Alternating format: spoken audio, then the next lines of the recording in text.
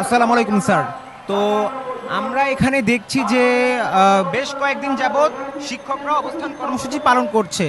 তো মূল কারণটা কি এবং মূল বিষয়টা কি আপনি যদি একটু বুঝিয়ে বলতেন আমাদেরকে। জি, ধন্যবাদ আপনাকে। আমি মোহাম্মদ ফিরোজউদ্দিন, বাংলাদেশ বেসরকারি প্রাথমিক শিক্ষক সমিতি কেন্দ্রীয় কমিটির মহাসচিব।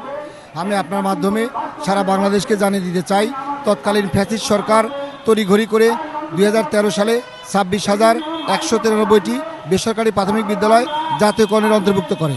সেই নীতিমালার সকল শর্ত পূরণ করার পরেও শুধুমাত্র রাজনৈতিক প্রতিহিংসা পরায়ণ হয়ে আমাদের সারা বাংলাদেশে 4,000-এর অধিক বেসরকারি প্রাথমিক বিদ্যালয়কে জাতীয়করণের তালিকা থেকে বাদ দিয়ে দেওয়া হয়। কিন্তু কেন বাদ দেওয়া হয়েছে অদ্যাবধি পর্যন্ত আমরা তার কোনো রিজন উল্লেখ না করে আমাদেরকে বাদ দিয়ে রাখা হয়। তারপর আমরা 2013 সাল থেকে শুরু করে যখন আমরা জানতে পারলাম যে আমরা গেজেটভুক্ত হতে পারিনি, তখন আমরা সারা বাংলাদেশে অর্গানাইজ করে একটা কমিটির মাধ্যমে 2015 সাল থেকে বিগত ফ্যাসিস্ট সরকারের আমলে অনেকবার আমরা এখানে আন্দোলন কর্মসূচি করেছি। তৎকালীন সরকারকে আমরা জানাতে সক্ষম হয়েছিলাম যে আমরা বঞ্চিত, আমরা বাদ পড়েছি, আমাদের সাথে বৈষম্য করা হয়েছে। তো অন্তর্বর্তীকালীন সরকার থেকে আপনাদেরকে কিছু বলা হয়েছে বা কিছু জানানো হয়েছে কিনা? ধন্যবাদ আপনাকে। বর্তমান সময়ের অন্তর্বর্তীকালীন সরকার ডক্টর মোহাম্মদ ইউনূস স্যারের সরকার আমাদের সাথে ভালো আচরণ করেছেন এবং গত 3 ফেব্রুয়ারিতে প্রধান উপদেষ্টার কার্যালয় থেকে আমাদের জন্য মন্ত্রণালয়ে একটা চিঠি প্রেরণ করা হয়েছে যেন এই বিদ্যালয়গুলোকে দ্রুত জাতীয়করণের ব্যবস্থা করা হয়। কিন্তু মন্ত্রণালয় আমাদের কাছে চিঠিটা পাওয়ার পরে ওনারা বলেছে যে আমরা সময় নিচ্ছি, সময়ের ব্যাপার সময়ের মধ্যে করে দেব।